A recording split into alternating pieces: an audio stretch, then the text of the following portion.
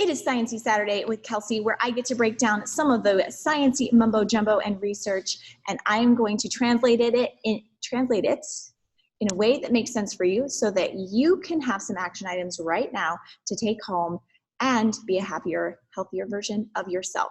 Today, I get to talk about body fat and burning body fat. I'm going to do it in under 5 minutes. So let's see how I got this. Now, your body has different sources of energy, all right? It has amino acids, which amino acids are proteins, right? AKA muscles, a lot of it, right?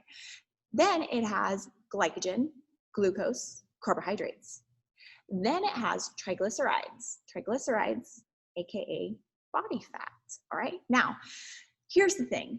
You really want your crazy workout that you do where you are huffing and puffing and going nuts and like it's exhausting and it feels so good and dopamine is like, and adrenaline is just through the roof and you're pumped, right? You want to be burning a ton of body fat when your heart rate is high and when you are just like working really hard.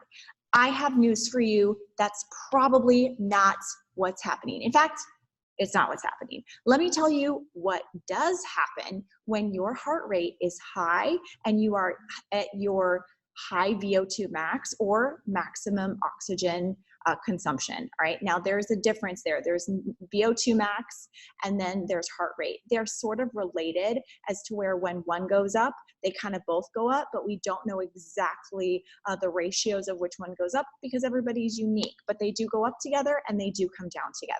So I'm gonna speak in VO2 max today, but you can kind of start to generally decide that that is a little bit close to a heart rate for you as well. Now, when your heart rate is high, you are primarily burning carbohydrates because it is readily available, because they're easy to get. Your body does not need a lot of oxygen. It is an anaerobic activity. It is an anaerobic pathway, which means your body doesn't need a lot of oxygen uptake in order for you to utilize that energy and burn it. So carbohydrates are going to be used when you're not getting a lot of oxygen, all right? It's not, your VO2 max is super high, your heart rate's high, and yeah, it's going to burn carbohydrates instead. So stored glycogen is in the muscle and it's in the liver, and it's going to use that in order to get you through that workout. Now, on the flip side of that, your body likes burning body fats. Well, it actually likes holding body fat, but it will burn body fat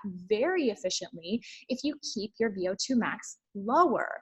And the reason that it does this is because it does need the oxygen uptake. It loves to burn body fat and it's very efficient at burning body fat. But did you know that glycogen in the body and what you have stored, or the carbohydrates that you store in the body, is about 2,100 calories-ish? Do you know how many you have stored as body fat? About 100,000 calories of body fat that lives on an average person. Isn't that crazy? So you really want to use that body fat, and your body wants to as well. But here's the thing, your heart rate needs to be low in order for you to burn body fat. I'm going to give you 3 numbers and I'm going to give you an action plan, and then we're done. All right.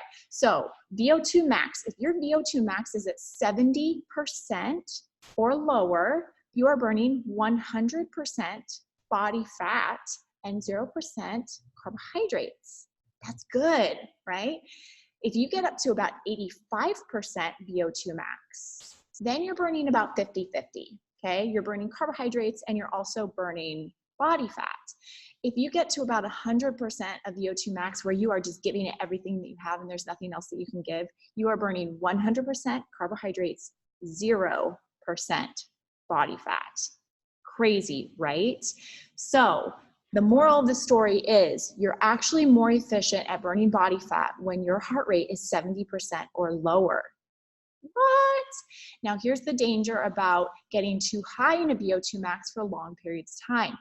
If your body is running out of glycogen levels, especially if you're fasted, then it's going to take from other sources. We really want it to take from body fat, but it doesn't do that, all right? Not all the time. It will take from body fat, but it's also going to take from something that's readily available, and that is your protein, and that is how we become catabolic when we work out.